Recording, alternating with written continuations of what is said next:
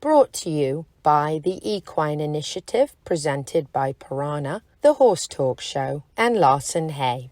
Chester Weber, the most decorated driver in the United States of America, welcomed the Equine Initiative group from the CEP, presented by Piranha, for a wonderful tour of both the barn, the feed area, and the tack area, introducing us to staff and horses, as well as presenting us with a fantastic demo as he drove his horse, Edison, around the arena for us all to watch. He also answered lots of great questions that CEP partners asked him as we toured the barn. And so this horse would probably have an eighth to a quarter of his breeding would be English Hackney horse, not pony. And that, to me, typically, the reason I like the little bit of Hackney blood is usually they move very good, they're quite trainable, they're bold and brave, and they've bred them over the years to be coach horses, and so they have to actually hold up to a job, whereas if you look at we breed thoroughbred horses here as well, but unfortunately we haven't really bred the American thoroughbred or the thoroughbred in general. We bred them to be nice, conformationally nice to look at, and very fast. So he knows if I'm anxious, if I'm sitting here and I'm scared and my heart rate's at 180 beats a minute, he's likely thinking, what's wrong? And so it's also different horses work with different people as well, no different than different people work. If you ask me what sort of horse do I work the best with, I like ones that you can train a little bit, that aren't, overly sensitive and too nervous. And if they have to be motivated a little bit, I don't mind, or if they're a little lazy, that's fine. Whereas I have friends who, can train horses that are, eyes popping out of their head before they get up for breakfast. And they're like, oh, this is super simple. You're just very calm and quiet. I don't know. It's, it's different people, different styles. Like this summer, we will go to the Royal Windsor Horse Show in England in May. And the horses will likely leave here out of Atlanta and fly to somewhere in Belgium or something like that, and then go by truck there. So yes, there are flights, and thousands of horses fly, especially from Florida, from the East Coast to Europe and Australia and everywhere all the time. Great question. So how soon before a competition do they have to acclimate? The answer to the question is it depends a little on the horse, but typically they have a lull 2 weeks after they arrive. And I think most of it is horses are really sensitive to daylight. So mares cycle based on hours of daylight. And Edison, I realize there's no flies. Come on, man. It's like 30 degrees. They're very sensitive to daylight. So what we do before they leave is we start to... Don't do that. That's not smart. What we do is we start to change the daylight pattern a little bit, because Europe is 6 hours later. So we have a timer clock in the barn, and lights go on, at 4 in the morning, and then they go off. And so we'll start changing that. We'll change the feeding pattern. And if I can split the 6 hours, and now we're 3 hours off, it's not such a big deal. 3 hours, turn it into 2 maybe. But horses, the other interesting thing I've learned with horses is that, like, if you look at this horse, he looks like he's been clipped for the winter, but this horse has never seen clippers all winter. But I have lights that mimic summer daylight in the barn, and their hair coat is according to the amount of light hours they get a day. With regard to hay, we rely typically on where we are. Our feeding program has gotten very much like staple ingredients, so that we, not unlike, so instead of relying on, we have some feed products that we get locally and from elsewhere that we take, but my choice is to never change their diet. Horses, if you look at them wrong or the wind blows wrong, they want to colic. So what we do is we feed a mix of things, and you're stealing my thunder for the rest of my tour in the barn. I'm sorry. No problem. Any other questions? I just want to share an experience with you, Chester. So I was at a CEP networking event yesterday, and I announced about our meeting today, and some of the people actually came from that meeting. But after, one of the guys come over to me and said, I used to work for Chester on the farm. He said, he was pretty demanding about the job over there. I said, but that's why he's a multinational and international champion. Yeah,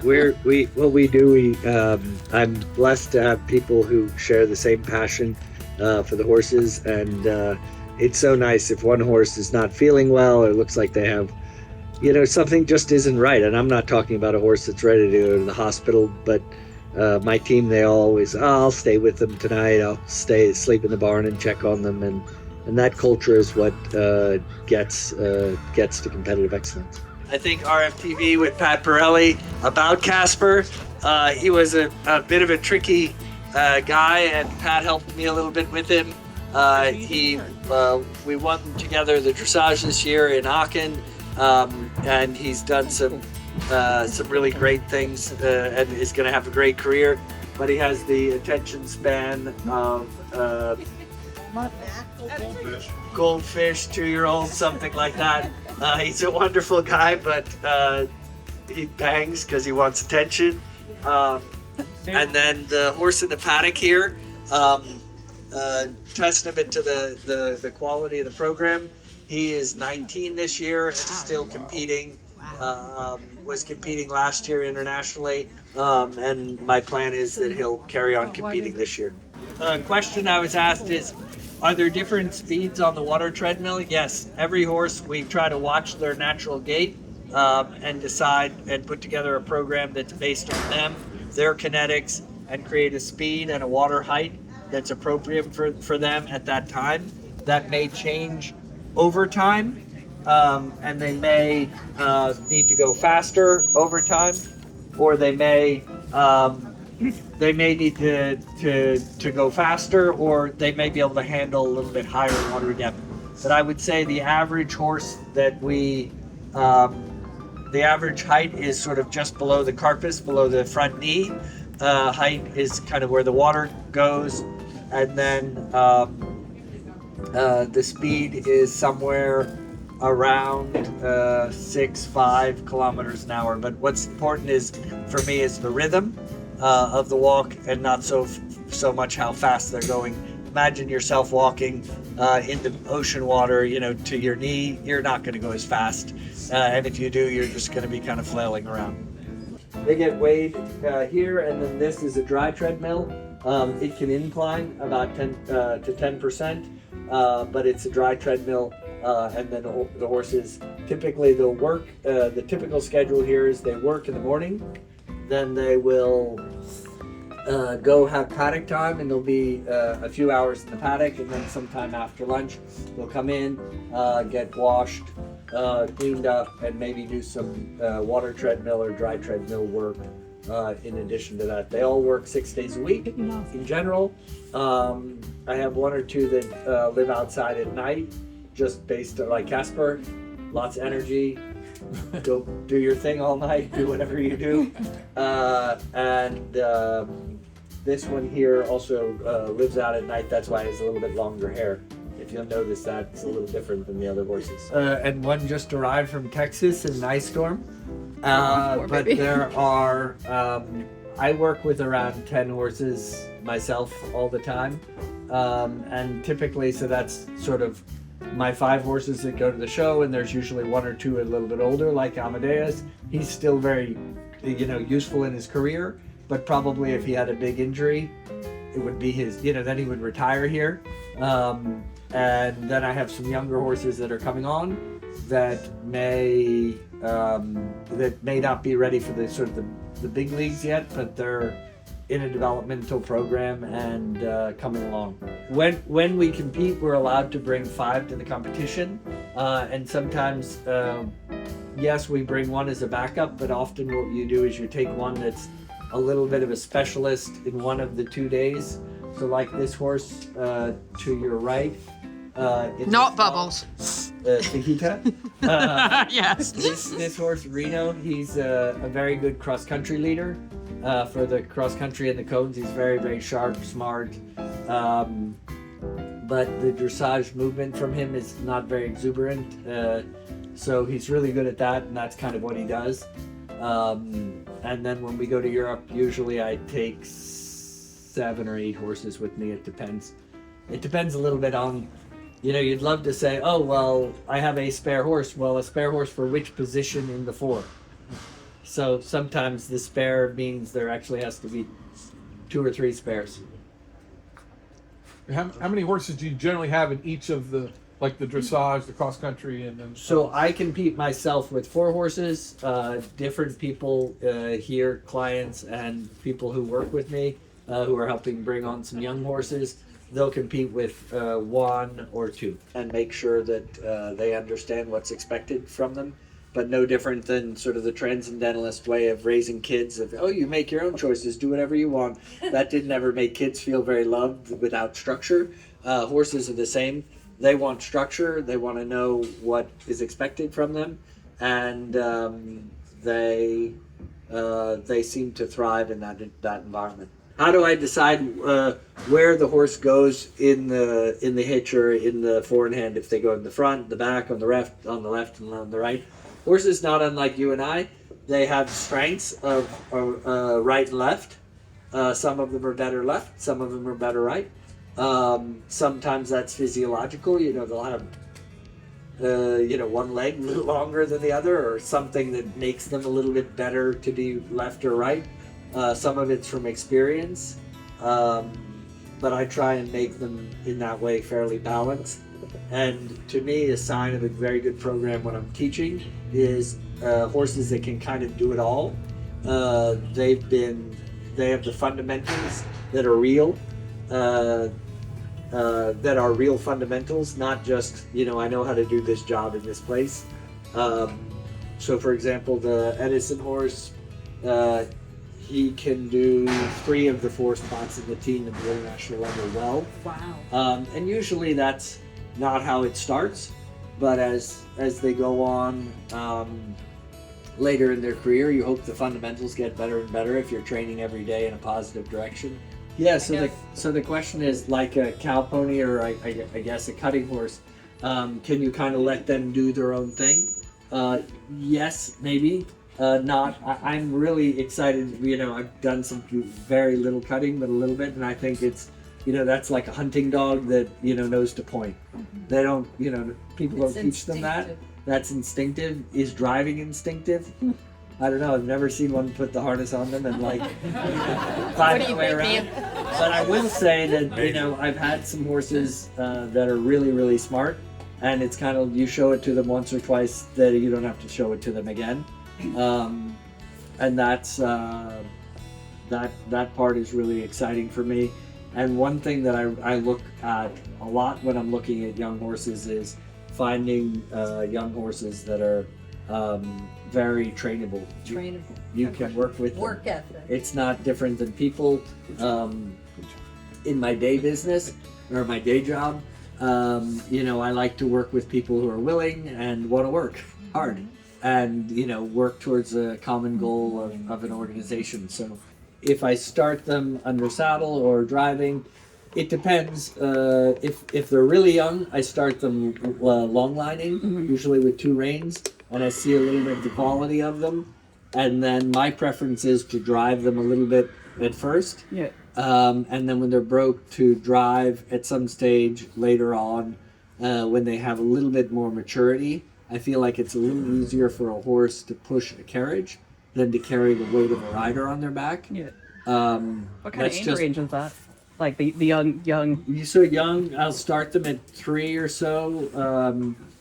I'll start them at 3 in the carriage, and after that, they'll probably be at 4, starting, doing some riding work and things like that.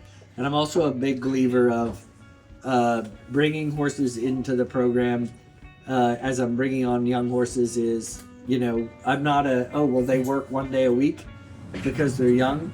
I'll bring them in. They'll work 6 days a week or 5 days a week, hard for 2 months. And then I'll go throw them in the field and say, go grow up, do your thing. That's good. And I found that way, some people are like, no, I just work them 1 day a week forever. When they're young, I feel like you get nowhere and the horse is confused because they're like, I'm a pasture animal and now I have to do this. Whereas it's, if you create the habit with them, then after you've ingrained the habit, I like to get them to a place where I'm like, okay, you're where you need to be for your age. Even though you may have athletic ability to do more, I'm going to limit you to what you're allowed to do for your age. Yeah. And then my answer is typically throw them back in the field and grow up. But Governor who's standing there, he had some tendonitis this past spring. Wasn't anything like earth-shattering, career ending. And I said, nah, he's not going to go to Europe this summer. And he basically went back to young horse stuff, shoes off, stayed in the paddock all summer, came back, his legs looked great. He got over whatever he had, and just gave sort of Mother Nature, green grass, its own time. So the question was, do I talk to the horses when I'm driving? And the answer is, yeah. Not so much. She referred to G and haw. That's draft horse sort of terminology for right and left. Yeah. And so I don't use those commands, but a lot of verbal commands, because if you think about it, when you're riding a horse, you have your seat, back, and leg, and you can sit deeper and change the balance, and you can do so much. The voice is an aid, so I don't throw the voice away. But I'm also very mindful. Horses hear about 10 times better than you and I do. So there's no need to shout at a horse. They hear you hear you perfectly. If they're not listening, that's like a 6-year-old not listening. So that's a whole nother problem. Is it legal in competitive dressage, like in the driving, to talk? Yes. Oh, cool. So nice. in the driving dressage, I can talk. We can also use a whip, whereas a lot of ridden dressage, you can't use a whip when you're actually in the ring. So are they very knowledgeable of their names? Because you say their names to them. Yeah, so their names are important to them because their name means for them to go forward, not for their partner, unless they're schizophrenic and they think they should respond to their partner's name, which also happens sometimes. I'm like, that's not your name. But that gets back to fundamental and, your training or untraining, and we try and explain, no, you're not that one, you're this one. But it's really neat. Today I was driving a forehand and it worked really well.